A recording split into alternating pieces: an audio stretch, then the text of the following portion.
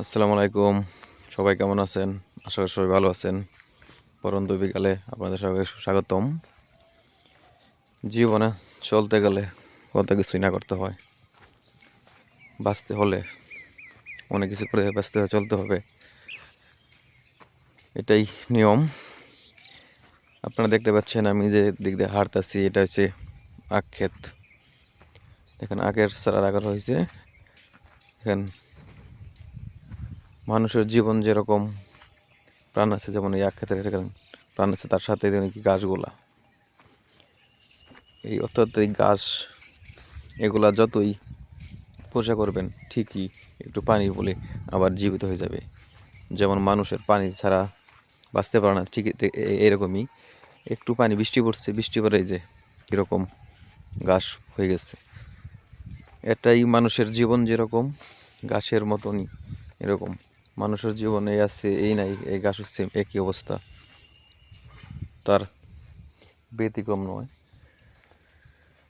এই সুন্দর আখ ক্ষেতের মধ্যে দেখেন গাছগুলো দেখা যাচ্ছে না শুধু ঘাসের জন্য, প্রচুর পরিমাণ দুবলা গাছ, বাদাল গাছ ভরে গেছে ক্ষেতগুলা।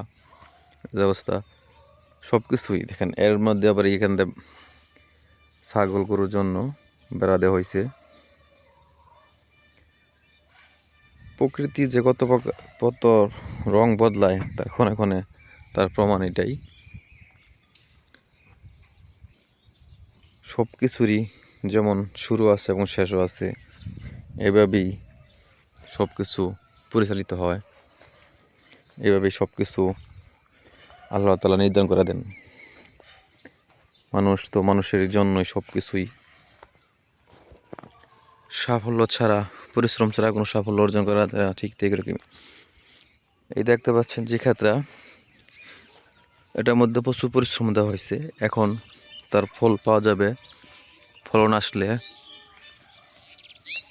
ফল ধরলে তার পরিশ্রমের ফসল যেটা এটা পাওয়া যাবে।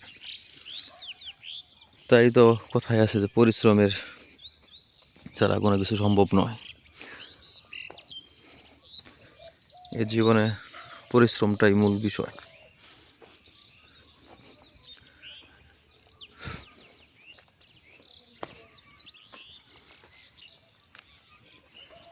গাছ মাঝে মধ্যে ফুলে গেছে, এটাও এক ধরনের ভাইরাস সম্ভবত লক্ষ্য করা গেছে। সব কিছুই তারপরে সবাই ভালো থাকবেন, সুস্থ থাকবেন, সবাই নিজের যত্ন নেবেন। আল্লাহ হাফেজ।